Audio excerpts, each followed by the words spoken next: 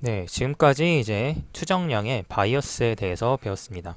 그래서 바이어스 베리언스 트레이드 오프의 또 다른 중요한 특성인 베리언스, 분산에 대해서 알아보도록 하겠습니다. 분산은 우리가 추정량이 얼마나 안정적인지, 에스티메이터가 얼마나 안정적인지, 즉 데이터가 조금만 바뀌어도 추정 결과가 크게 변하는지 아닌지를 나타내는 지표가 되겠습니다. 우리가 결국에 이 세타 헷, 추정량의 분산을 재는 것인데요. 세타헷의 분산은 수학적으로 오른쪽과 같이 정의가 됩니다.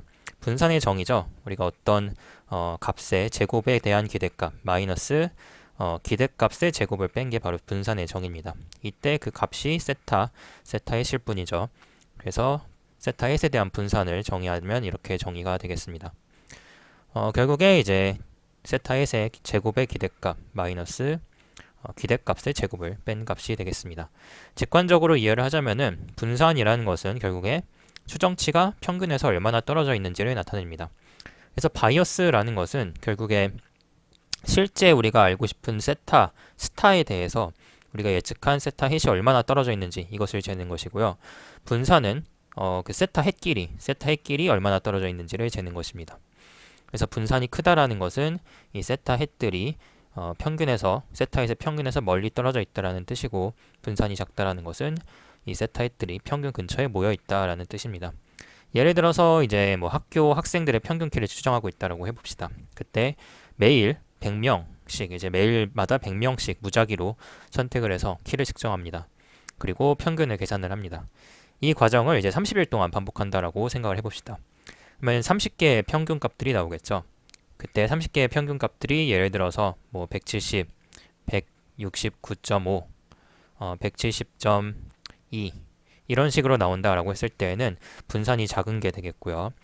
반면 이제 160이 나오고 다음 날에는 175가 나오고 다음 날에는 180이 나오고 다음 날에는 168이 나오고 이런 경우에는 분산이 큰 경우가 되겠습니다. 그래서 이때에는 추정량의 분산이 크다라고 말을 합니다. 여기서 이제 중요한 점은 추정량이 언바이어스드 돼 있더라고 해서 우리가 언바이어스드 돼 있다고 해서 베리언스가 낮은 것은 아닙니다. 예를 들어서 우리가 학교 학생의 평균 키를 추정하고 싶은데 매일 한 명씩만 무작위로 추출을 해서 키를 측정을 하고 그 다음에 평균을 계산을 하고요. 이 과정을 30일 동안 반복한다라고 해봅시다. 즉 샘플의 개수가 1인 경우고요. 데이터셋이 30개가 있는 경우가 되겠죠. 이때 이런 추정량은 언바이어스드 돼 있습니다. 왜냐면 이제 세타 헷 1번 같은 경우는 우리가 한 명의 샘플을 추출을 해가지고 계산을 하는 거니까요. 이제 얘의 계산값은 그냥 그 자체 우리가 샘플 1번이 되겠죠. 그 다음 날에 이제 샘플을 추출해서 평균을 계산한 얘도 이제 그 한 명의 키가 바로 평균값이 될 것입니다. 이런 식으로 30일 동안 평균을 계산하는데 결국 이제 30일 동안 한 명씩 추출을 해서 평균을 계산할 수 있을 텐데요. 이렇게 한 명씩 추출하는 행위 자체, 이렇게 추정량을 얻는 자체는 얘는 언바이어스드 돼 있습니다. 그래서 이런 경우는 언바이어스드 돼 있는데요. 왜냐면은 우리가 이렇게 얻은 이 가우시안 분포의 정의에 의해서 세타 헷의 기대값은 결국에 뮤가 됩니다. 그리고 실제의 이제 학생의 평균 키도 뮤가 되겠죠. 그래서 뮤 빼기 뮤는 0이 돼서 이렇게 얻은 추정치는 언바이어스드 돼 있습니다. 앞서서 이제 가우시안 분포에 대해서 우리가 MLE를 통해서 평균을 측정했을 때 걔는 MLE를 통해서 평균을 측정했을 때 걔가 이제 언바이어스드 돼 있다고 말했잖아요. 그래서 얘도 이제 MLE를 사용한 거고 단지 샘플의 개수가 한 개이기 때문에 언바이어스드 돼 있다라고 할 수가 있죠. 근데 이때 우리가 이 추정량의 분산은 얘네들 이 30개의 세타에 대한 분산이 되겠죠. 즉, 이 30개의 값에 대해서 이 세타 헷의 제곱을 내고 그리고 걔를 익스펙테이션 취하고요. 마이너스 익스펙테이션의 제곱을 취한 것. 이것은 우리가 실제 시그마랑 같습니다. 즉, 전체 모집단의 모 분산이랑 그러니까 모 표준 편차랑 같게 되겠죠. 그렇기 때문에 시그마 제곱이 되겠죠. 그래서 모 분산이랑 같게 되겠죠. 그래서 이 추정량의 분산은 가우시안 분포 즉 이제 모 분산과 같게 되겠습니다. 그리고 이제 전체 데이터의 평균을 사용하는 추정량의 분산은 n분의 시그마 제곱이 되겠죠. 이런 식으로 우리가 언바이어스드 있다라고 해서 이 정확하게 이제 베리언스가 낮다라고는 할 수가 없습니다. 그래서 이것을 보면은 약간 교훈을 얻을 수가 있는데요. 결국에 에스티메이터를 선택을 할 때에는 바이어스뿐만 아니라 분산도 고려해야 된다라는 것이 되겠습니다. 이렇게 언바이어스드 된 어떤 추정량을 사용했다라고 해서 베리언스가 작지는 않습니다. 그래서 샘플을 한 개만 추출하고 걔를 통해서 세타를 매겼을 때 걔는 언바이어스드 돼 있지만 이렇게 분산이 큰 것을 볼 수가 있습니다. 그리고 이런 추정량의 분산에 대한 이제 중요한 결과로 크레머-라우 하한이라는 게 있습니다. 크레머-라우 하한은 이 언바이어스 추정량에 대한 하한을 제공을 합니다. 그래서 이 세타 햇에 대한 분산은 n 곱하기 f 세타 스타 분의 1이 된다라고 할 수가 있습니다. 이때 f 세타 스타는 앞에서 봤었던 피셔 인포메이션 매트릭스가 되겠고요. n은 샘플의 개수가 되겠습니다. 그래서 이것이 의미하는 바는 이제 언바이어스드 에스티메이터의 분산에는 이론적인 하한이 있다라는 것을 말해주게 되겠습니다. 즉 아무리 좋은 에스티메이터를 만들어도 이 값보다 작은 분산을 가질 수는 없습니다. 또한 n이 이제 분모에 있는데요. 얘가 이제 샘플 크기겠죠. 즉 샘플 크기가 커질수록 이 하한이 작아집니다. 즉 많은 데이터를 사용할수록 더 정확한 추정이 가능합니다. 그리고 f 세타 스타는 피셔 정보 행렬로서 데이터가 매기 변수에 대해서 얼마나 많은 정보를 제공하는지를 나타내게 되겠고요. 즉 이제 데이터랑 매기 변수의 관계가 클수록 하한이 작아지게 되겠습니다. 이제 MLE 같은 경우는 점근적으로 이 하한을 달성하게 되겠습니다. 즉 점근적으로란 뜻은 표본의 크기가 무한대로 갈수록 우리가 이 하한을 달성한다라고 할 수가 있겠고요. n이 크면 클수록 이 분산이 크레머-라우 하한에 가까워진다라고 할 수가 있습니다. 이것으로 인해서 이제 MLE가 점근적으로 최적이라고 말을 할 수가 있습니다. 편향과 분산에 대해서 이제 모두 배웠는데요. 이 둘의 관계에 대해서 이제 살펴보도록 하겠습니다. 즉 우리가 앞에서 봤었던 바이어스와 베리언스의 트레이드 오프에 대해서 알아보도록 하겠습니다. 이제 우리의 궁극적인 목표는 이 MSE를 최소화하는 게 목표라고 할 수가 있습니다. 그래서 실제값 y랑 y의 예측값인 y 햇이랑 얘를 제곱을 내고 시그마를 취한 이 MSE를 최소화하는 게 목표다라고 하겠습니다. 그래서 우리가 이 MSE에 대해서 최소화하는 것이 목적인데 얘를 이제 편향과 분산으로 분해를 시킬 수가 있습니다. 그래서 여기서 뭐 y랑 y 햇이라고 썼지만 세타 햇이랑 세타 스타라고 쓸 수가 있겠죠. 이 세타 스타가 y고 세타 햇이 y 햇이 되겠죠. 그래서 얘를 이제 우리가 편향 바이어스랑 베리언스로 분해를 시킬 수가 있습니다. 이 과정은 약간 수학적 조작이 필요하지만 이제 한 단계씩 따라가 보도록 하겠습니다. 일단 세타 바라는 것을 정의하겠는데요. 이 세타 바는 expectation 세타 햇이 되겠습니다. 그래서 추정치의 평균값이라고 정의를 하게 되겠고요. 그 다음에 얘를 이제 한 번씩 빼고 한 번 더해줍니다. 그래서 앞에 있었던 세타 햇과 세타 스타 여기에다가 이제 사이에다가 이 세타 바를 한 번 빼고 한 번 더해주게 되겠습니다. 그리고 얘를 이제 전개해 보도록 하겠습니다. 얘를 전개를 하면은 우리가 얘랑 얘의 덧셈으로 나타낼 수가 있겠죠. 얘를 뭐 x로 두고 얘를 y로 두면은 얘를 전개하면은 이제 x제곱 플러스 2 xy 플러스 y제곱이잖아요. 걔를 쓴 게 바로 얘가 되겠죠.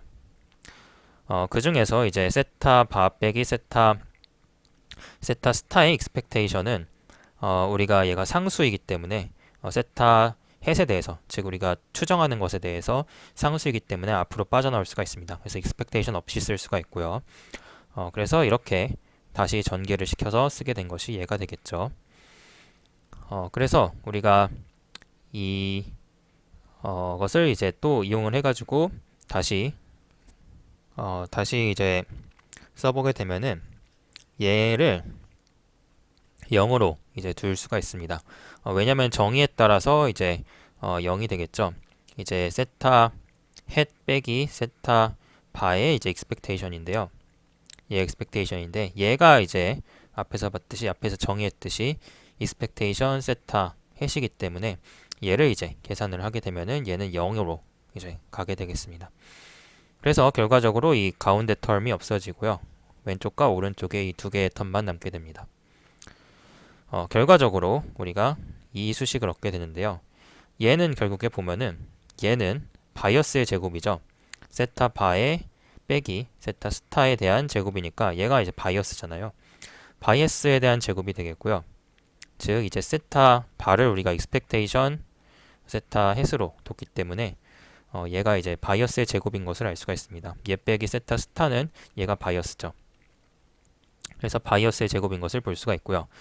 이 왼쪽은 우리가 이 베리언스인 것을 볼 수가 있습니다.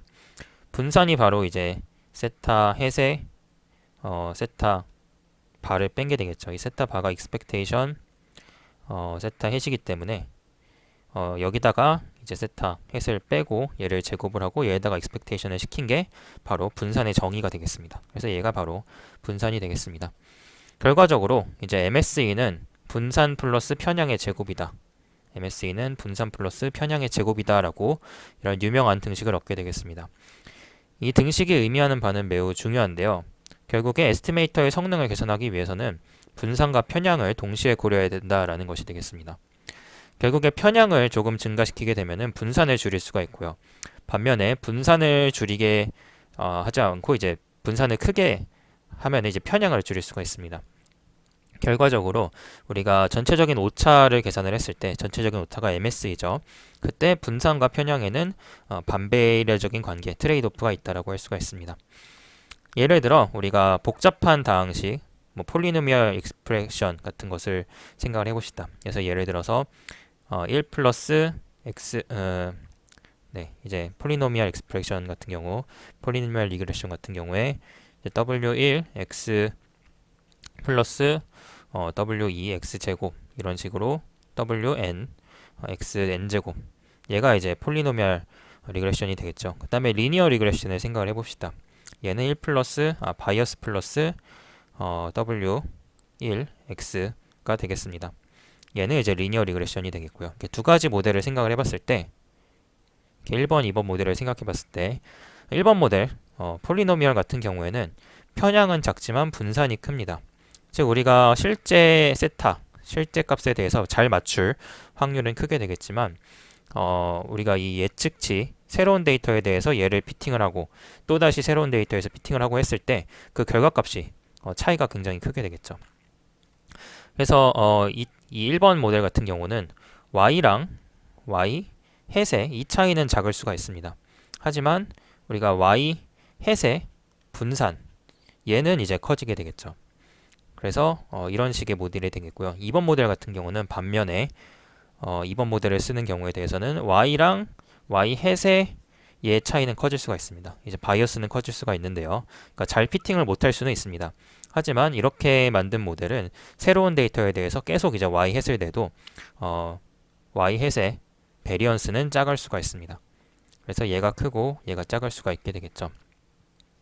그래서 실제 문제에서는 이 둘 사이의 적절한 균형점을 찾는 것이 중요합니다. 결국에 바이어스를 너무 크게 하고 베리언스를 줄여도 안 되고 베리언스를 너무 크게 하고 바이어스를 줄여도 안 되고 그래서 적당한 균형점을 찾게 되겠고요. 이것의 의미는 결과적으로 이렇게 복잡한 폴리노미얼과 단순한 리니어 리그레션 사이에서 모델을 찾는다는 의미가 되겠죠. 정교화 기법을 적용한다 해도 되겠고요. 그래서 이런 식으로 우리가 둘 사이에 적절한 균형점을 찾아가지고 모델의 복잡도를 조절하는 것이 실제 머신러닝에서 중요한 작업이 되겠습니다. 그래서 이것은 모델의 선택이나 모델의 하이퍼 파라미터 튜닝 같은 그런 영역에서 핵심적인 역할을 하게 되겠습니다. 네, 그래서 바이어스 베리언스 트레이드 오프에 대해서 이론적으로 살펴봤는데요. 이 개념을 실제 예제에 적용해 보도록 하겠습니다. 여기에서는 가우시안 분포의 평균을 추정하는 문제를 통해서 MAP의 추정량의 특성을 자세하게 알아보도록 하겠습니다. 일단 문제 설정을 해보게 되면은 우리의 목표가 뭐냐면은 데이터 X가 주어졌을 때 이 X는 X1부터 Xn까지 여러 개로 이루어져 있는 경우가 되겠습니다. 이 경우에 대해서 우리가 이 각각의 xn은 가우시안 분포를 따르는 것인데요. 이때 이 가우시안 분포의 평균을 추정하는 것이 되겠습니다. 그래서 이 데이터는 다음과 같은 분포에서 샘플링 되었다라고 가정을 합니다. 그래서 세타 스타는 1, 이 평균이 되겠고요. 그리고 이제 세타, 그 시그마 제곱이 분산이 되는 경우가 되겠습니다. 이때 세타 스타는 사실 1로 설정된 경우, 즉 평균이 1로 설정된 경우가 되겠죠. 그리고 이 세타 스타 1의 값을 가능한 정확하게 추정하는 것을 생각을 해봅시다. 먼저 MLE를 살펴보도록 하겠습니다. MLE를 살펴봤을 때 가우시안 분포의 평균에 대한 MLE는 즉 표본 평균이 되겠죠. 즉 x바는 우리가 n분의 1 곱하기 시그마 n은 1부터 라지 n까지 xn이 되겠습니다. 얘가 x바가 되겠죠. 그리고 이 추정량의 분산을 계산하면은 시그마 제곱분의 n분의 시그마 제곱이다, 이렇게 얘기할 수 있다라고 앞에서 배웠습니다. 다른 바를 이제 해석을 해봅시다. 결국에 시그마 제곱은 데이터의 본질적인 변동성을 나타내게 되겠습니다. 우리가 줄일 수 없는 값이죠. n은 샘플의 크기가 되겠습니다. 결국에 샘플의 크기가 증가할수록 추정의 불확실성이 감소한다, 즉 분산이 감소한다라는 게 되겠고요.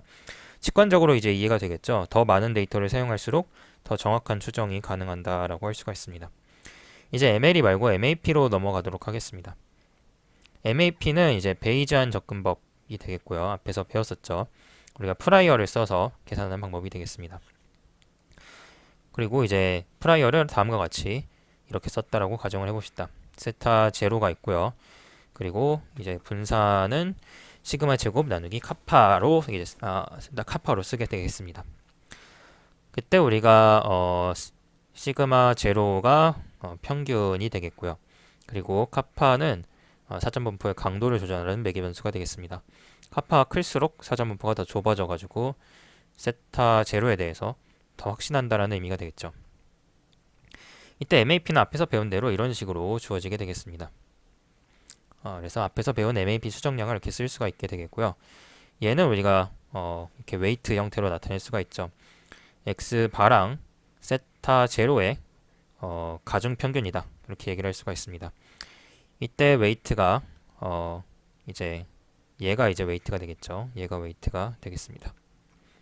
그래서 우리가 MLE로 얻은 x바랑 우리가 사전 평균으로 둔 세타 제로에다가 어디다가 더 가중치를 줄지 W가 결정을 합니다. 즉 이제 카파가 결정을 하게 되겠죠. 카파가 결국 웨이트를 결정하는 것이고요. n은 이제 샘플의 개수이기 때문에 변할 수 없는 상수가 되겠죠.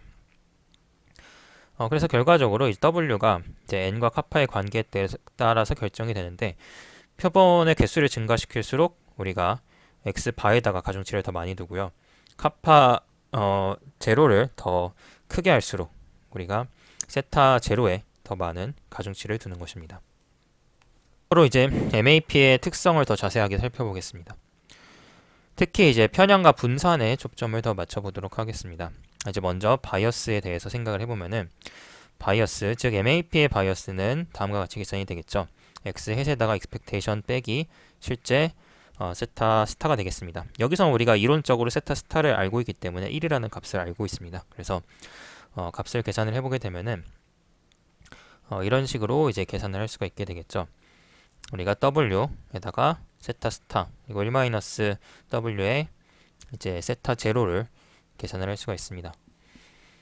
우리가 이 이제 x 햇의 기대값은 우리가 이 세타 스타라고 쓸 수가 있게 되겠죠. 왜냐면은 이 x 햇 자체가 세타 스타로부터 가우시안 분포로 추정이 된 샘플링이 된 거기 때문에 걔의 기대값은 세타 스타라고 들 수가 있습니다. 거기다가 이제 W를 곱한 값이 이제 앞에 봤었던, 이제 좀 더 자세하게 얘기를 하자면은 앞에 이제 봤듯이 이제 x의 햇이 이런 식으로 구성이 되죠. 즉 wx바 플러스 1 마이너스 w 세타 제로가 되는 것입니다. 그래서 얘를 이제 기대값을 취했을 때 x바의 기대값이 바로 이제 세타 스타가 되겠고, 그래서 이제 x바의 기대값이 바로 세타 스타가 되겠고, 여기다가 w를 곱한 값, 그리고 플러스 뒤에 여기다가 expectation을 취한 값이 되겠죠. 그리고 얘는 상수고요. 세타 스타는 상수가 되겠고, 얘도 이제 상수가 되겠죠. 그 다음에 여기다가 이제 세타 스타를 뺀 게 여기 이렇게 되게 되겠죠. 그래서 얘를 이제 묶게 되면은 세타 스타에 대해서 묶을 수가 있겠죠. 이제 세타 스타에 대해서 묶게 되면은 마이너스 이 두 개 세타 스타를 가진 얘가 있으니까요. 이 둘을 묶어서 1-w에 대해서 세타 스타 그 다음에 플러스 1-w 세타 제로가 됩니다. 그래서 얘를 다시 1-w를 묶게 되면 이런 식으로 될 수가 있습니다. 그래서 이 식을 보게 되면은 결국 w가 1이게 되면은 w가 1이 되면 편향 이 바이어스가 0이 되는 것을 알 수가 있습니다. 즉 MLE가 불편 추전량임을 보여주게 되겠습니다. 그래서 w가 1이라는 뜻의 의미는 우리가 x바만 사용한다라는 뜻이 되겠죠. 사전 분포를 사용하지 않는다라는 뜻이 되겠습니다. 즉 MLE가 되겠는데요. MLE는 이제 바이어스가 없다라고 앞에서 봤었던 결론을 MAP에서도 얻을 수가 있습니다. 반면에 이제 w가 1보다 작은 경우에 대해서 바이어스가 0이 아닙니다. 그래서 바이어스가 어떤 수치로 존재하게 되겠죠. 이 경우에 대해서 이제 사전 정보를 사용을 하면은 추전량이 편향될 수 있음을 알 수가 있습니다. 그리고 편향의 크기는 1-w랑 세타 제로 마이너스 세타 스타에 비례하게 되겠습니다. 즉 사전 정보에 더 많이 의존할수록 그리고 사전 평균이 실제값에서 멀어질수록 편향이 커지게 되겠습니다. 그리고 이제 다음으로 이 MAP의 분산을 살펴보도록 하겠습니다. 그래서 MAP의 분산을 살펴보게 되면은 이 아래와 같이 계산이 되겠고요. 앞에서 봤었던 이제 세타 햇에다가 분산을 취한 게 되겠죠. 그때 이와 같이 계산이 되겠고 이 과정은 이제 복잡해서 생략을 하도록 하겠습니다. 이것을 이제 결과만 놓고 보게 되면은 MLE의 분산과 비교해 볼 수가 있습니다. MLE의 분산은 n분의 시그마 제곱이었죠. 이때 MAP의 추정량의 분산이 항상 더 작거나 같다라는 것을 알 수가 있습니다. 왜냐하면 W가 0부터 1 사이의 수치이기 때문에 W를 이 MLE의 분산에 곱해준 값이기 때문에 MAP의 분산이 항상 더 작거나 같다라고 할 수가 있습니다. 그래서 아래쪽의 그림을 통해서 시각적으로 이해해 보도록 하겠습니다. 일단 왼쪽의 그래프는 MAP 추정량의 샘플의 분포를 나타내 주고요. 여러 개의 곡선이 있는데 이 값은 서로 다른 카파에 대한 값이 되겠습니다.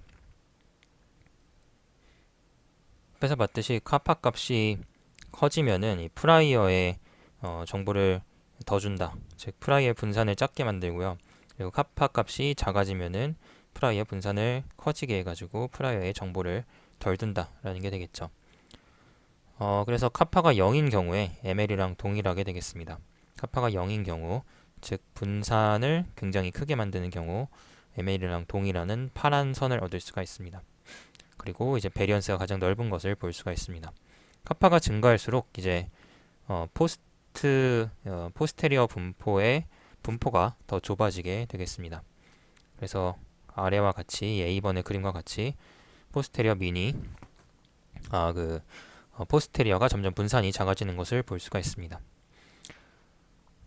그리고 오른쪽 이 그래프는 샘플 크기에 따라서 MAP 추정량의 평균의 제곱 오차 MSE를 계산한 값이 되겠습니다. 정확하게는 이제 Y축은 릴레이티브 MSE가 되는데요. 릴레이티브 MSE는 MAP 추정량의 MSE를 MLE의 MSE로 나눈 값이 되겠습니다.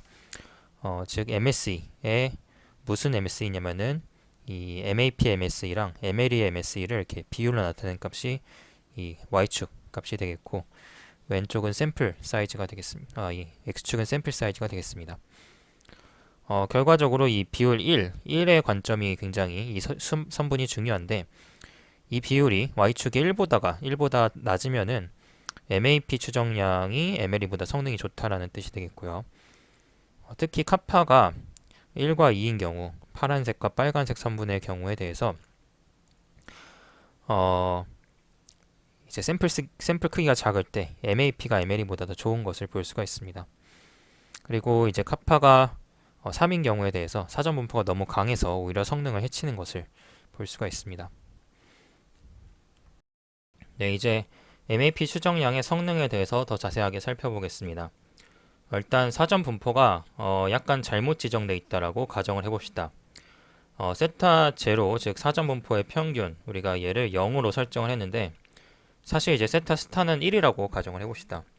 매우 사실 흔한 경우가 되겠죠. 우리가 세타 제로를 임의로 설정하는 것인데요. 이 세타 제로를 뭐 잘 결정할 때도 있지만 잘못 결정할 때가 더 많게 되겠죠. 그래서 이런 식으로 세타 제로를 잘못 결정했다, 약간 떨어지게 결정했다라고 해봅시다. 현실적인 시나리오가 되겠죠. 이때 우리가 앞에 봤었던 4.24 A 그림을 보게 되면은 카파가 0보다 클 때 MAP 추정량의 샘플링 분포가 실제 값에서 왼쪽으로 점점 가는 것을 볼 수가 있습니다. 결국에 우리가 예상한 편향 값이 되겠죠. 우리가 이제 1에서 점점 멀어지는 것을 볼 수가 있고요. 결국에 이제 편향이 커진다라고 할 수가 있습니다. 동시에 이제 이 분포들은 카파가 0인 경우 MLE가 결국 그 분산이 감소했음을 다 볼 수가 있습니다. 그리고 이제 이 앞에 봤었던 4.24B 그림을 보게 되면은 편향 분산 트레이드 오프 결과를 보여줄 수 있습니다. 이 그래프에서 보게 되면은 카파가 0인 경우에 대해서는 ML이랑 동일한 값을 얻어서 우리가 이렇게 얻을 수가 있게 되겠죠. 샘플 사이즈에 이제 상관없이 이제 비슷한 ML이랑 동일한 값, 즉 이제 1대1 값을 얻을 수가 있습니다. 카파 값이 이제 1과 2인 경우에 대해서는 이 MAP 추정량이 MLE보다 낮은 값을 가지게 되겠고요. 카파가 3인 경우에 대해서는 사전 분포가 너무 강해서 성능을 해치게 되겠습니다. 결국 이제 모든 카파가 0보다 큰 경우에 대해서 샘플이 증가함에 따라서 MSE 비율이 1로 수렴하게 되겠습니다. 즉 샘플 사이즈가 커질수록 ML이랑 MAP랑 비슷하게 된다라는 게 되겠죠. 즉 사전 정보 영향이 줄어든다라는 것을 의미합니다. 즉 여기서 얻을 수 있는 교훈은 사전 분포의 강도를 카파를 적절하게 조절하게 되면은 MAP가 MLE 최소화 측면에서 MLE보다 우수한 성능을 낼 수가 있습니다. 결국에 데이터가 부족한 상황에 대해서는 MAP가 더 좋은 성능을 낼 때가 많습니다. 그래서 데이터가 적은 경우는 이제 실제 굉장히 많은 경우가 되겠죠. 이 경우에는 이제 사전 정보를 활용하는 것이 좋을 수가 있습니다. 하지만 너무 사전 정보에 강하게 의존하게 되면은 성능이 저하될 수가 있다라는 것을 카파가 이제 3일 때 봤고요. 데이터가 충분히 많아지면 ML이랑 MAP랑 똑딱 일치하게 된다. 결국에는 일치하게 된다라고 할 수가 있습니다. 우리는 가우시안 분포의 평균을 추정하는 문제를 통해서 MAP 추정량의 특성을 살펴봤습니다. 이제 이 개념을 조금 더 복잡한 모델인 선형 회귀에 적용을 해보도록 하겠습니다. 특히 리치 리그레션이라는 것에 이제 적용을 할 것이고요. 일단 리치 리그레션은 앞에서 이제 배웠었죠. 리치 회귀는 다시 약간 복습을 하자면은 시그모이드 W 트랜스포즈 X로 얘를 이제 Y 해수로 쓰는 게 리치 리그레션이었습니다. 이제 결국에 특히 가우시안 분포를 활용한 리치 리그레션을 쓰게 되면은 이 베이지안 방법을 적용을 시켜서 리치 리그레션을 쓴다라고 했을 때 이 W의 분포를 우리가 사전 분포를 둬야 되는데요. 결국 우리가 추정해야 되는 값이 파라미터가 W죠.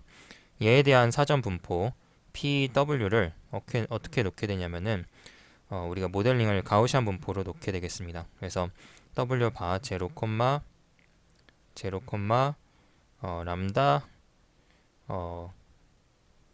인버스 아이덴티티 매트릭스가 되겠죠. 이때 이 W는 가중치 벡터인데 0이 평균으로 둔 경우가 되겠죠. 그리고 우리가 이 공분산 행렬은 아이덴티티 매트릭스인데 각각의 변수에 대한 프리시전을 곱해준 경우가 되겠습니다. 결국 프리시전의 역수니까 분산을 곱해준 경우가 되겠죠. 그래서 이 분포의 특징은 평균이 0이고요. 이제 람다는 프리시전이 되겠는데 각각의 변수에 대한 믿음의 강도를 제어하는 파라미터라고 할 수가 있습니다. 각각의 변수에 대해서 이제 람다가 크면은 사전 분포의 영향력이 강해지고 람다가 작으면 사전 분포의 영향력이 약해지게 되겠죠. 가 0인 경우에는 공무산 행렬이 정의가 되지가 않죠. 이제 람다의 역수를 이제 아이덴티티 매트릭스에 곱해주게 되는데 람다가 0이면 즉 이제 0으로 나누는 문제가 발생하기 때문에 공부산 행렬이 없게 되겠습니다. 그래서 이러한 방식으로 우리가 사전 분포를 계산을 모델링을 할 수가 있게 되겠습니다. 그래서 W 벡터에 대해서 이렇게 사전 분포를 모델링 할 수가 있습니다. 그리고 이제 리치 회귀에 대해서 바이어스, 베리언스, 트레이드 오프를 시각적으로 보도록 하겠습니다. 이 그림이 이제 리치 회귀의 리치 리그레션의 바이어스, 베리언스, 트레이드 오프를 보여주는 그림인데, 여기서 우리가 람다 값을 어떻게 설정할 것인지에 따라서 달라지는 그림을 볼 수가 있습니다. 람다 값을 이제 람다 값의 로그를 5라고 설정을 했을 때에는 우리가 추정한 값들의 이제 그래프들인데요. 일단 왼쪽에 있는 열의 그림들은 20개의 서로 다른 데이터셋, 즉 이제 빨간색 실선 하나가 데이터셋 하나에 해당이 되겠고요. 20개의 서로 다른 데이터셋에 대해서 모델을 피팅시킨 결과가 되겠습니다. 그리고 왼쪽에 있는 그림을 보면은 이제 개별 적합, 개별 피팅 빨간색 선들이 매우 유사한 것을 볼 수가 있습니다. 피팅한 결과가 이제 분산이 났다라는 것을 의미를 하게 되겠고, 데이터가 좀 바뀌어도 모델의 예측이 크게 변하지 않는다라는 뜻이 되겠죠. 오른쪽 그래프를 보게 되면은 오른쪽 그래프에서 이 위쪽 그래프를 먼저 보면은 이 초록색 실선이 실제 값입니다. 그러니까 뭐 세타 스타가 되겠죠. 이거 이 빨간색 점선은 여기서 관측한 애들의 평균입니다. 평균 값을 낸 것이고요. 20번의 모델 피팅을 평균 낸 값이 되겠죠. 근데 이제 초록색이랑 빨간색이 좀 거리가 있는 것을 볼 수가 있습니다. 그래서 람다를 약간 높게 설정을 했을 때, 람다를 높게 설정했을 때에는 이런 현상이 나타나게 되겠습니다. 람다를 높게 설정했다라는 것은 람다의 역수가 분산이니까요. 분산을 낮게 설정했다라는 게 되겠죠. 즉 사전 정보에 많은 가중치를 뒀다라고 할 수가 있습니다. 사전 정보에 많은 가중치를 둔 경우 세타 스타랑 세타 햇의 차이, 바이어스가 커지는 대신에 분산이 작은 것을 볼 수가 있습니다. 베리언스가 작은 것을 볼 수가 있고요. 아래쪽에 람다를 작게 설정한 경우는 얘는 위에 비해서 분산이 큰 경우를 볼 수가 있습니다. 그래서 빨간색 선들의 넓이, 그러니까 이제 이 차이가 훨씬 크죠. 그래서 빨간색 실선들의 이 각각의 차이가 분산이 더 큰 것을 볼 수가 있는데, 이렇게 한 경우 이제 람다 값을 작게 설정한 경우는 대신에 바이어스가 더 줄어듭니다. 그래서 베리언스는 클 수 있지만 데이터셋을 다르게 해서 모델을 각각 만들었을 때 그때 모델들의 이 차이가 클 수는 있지만 우리가 결과적으로 이 트루 값을 찾는 데에 대해서는 더 정확할 수 있다라고 할 수 있습니다. 즉 데이터의 가중치를 더 많이 둔 경우가 되겠고요. 그래서 이 경우에 대해서는 세타 스타랑 세타 햇이 비슷하다. 즉 뭐 W 스타랑 W 햇이 비슷하다라고 할 수가 있습니다. 마지막으로 이제 편향 분산, 바이어스 베리언스의 변화, 그리고 총 오차의 변화를 그려주는 그래프를 마지막으로 보도록 하겠습니다. 우리가 이 토탈 에러가 MSE를 나타내고요. MSE의 수치를 이렇게 시각적으로 표현한 것입니다. 그래서 MSE의 에러 값이 이렇게 등장하게 되겠고요. 그게 검정색 실선이 되겠습니다. 그리고 X축은 모델의 컴플렉시티는 뭐 파라미터 개수나 변수의 개수라고 생각을 할 수가 있죠. 파라미터 개수나 변수의 개수가 증가할수록 MSE가 증가하게 되겠고, 또 너무 감소할수록 MSE가 증가하고요. 적절한 지점이 있습니다. MSE가 최적인 적절한 지점이 있게 되겠습니다. 그래서 특정 데이터셋에 대해서 적당한 모델 컴플렉시티를 쓰는 게 이제 좋다라고 할 수가 있겠는데요. 근데 이 MSE는 사실은 두 개로 나눌 수가 있죠. 앞에서 봤듯이 베리언스랑 바이어스의 제곱으로 두 개로 나눌 수가 있고, 이 청록색 선과 빨간색 선의 덧셈이 이 검정색 선이 되겠죠. 그래서 이 모델 컴플렉시티, 이 가장 좋은 모델, 여기 이 정도의 모델이 베리언스도 적당하고 바이어스도 적당한 경우가 되겠습니다. 그리고 이제 오른쪽에 있는 게 이제 베리언스랑 바이어스의 이제 시각화가 되겠는데요. 우리가 이 관역에 화살을 쏘는 경우를 생각을 해봅시다. 관역에 화살을 쏘는 경우에 대해서 여러 번의 화살을 쏘는 경우를 생각해 볼 수가 있습니다.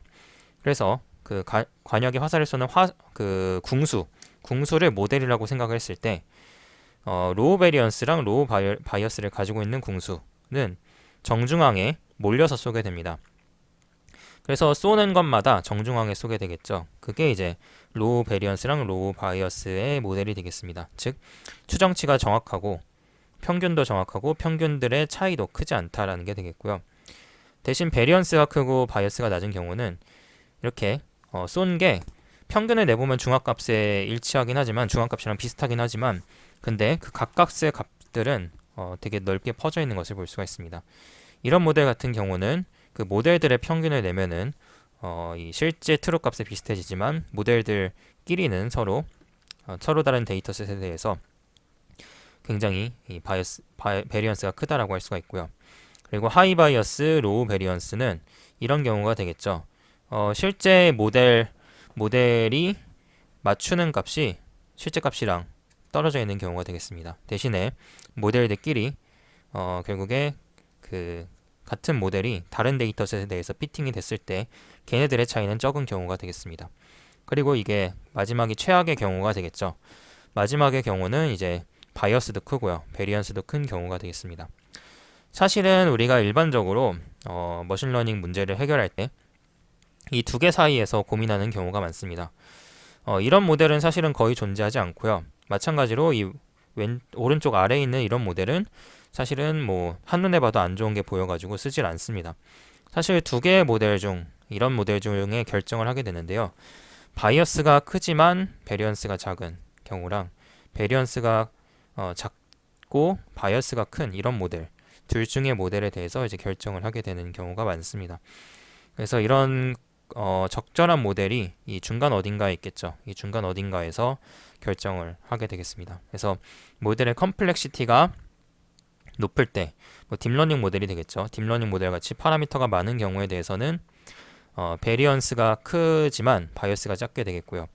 리니어 리그레션 같이 그런 경우에 대해서는 파라미터 개수가 작아서 모델 컴플렉시티가 낮은 경우에 대해서는 바이어스가 크고 베리언스가 낮게 되겠습니다.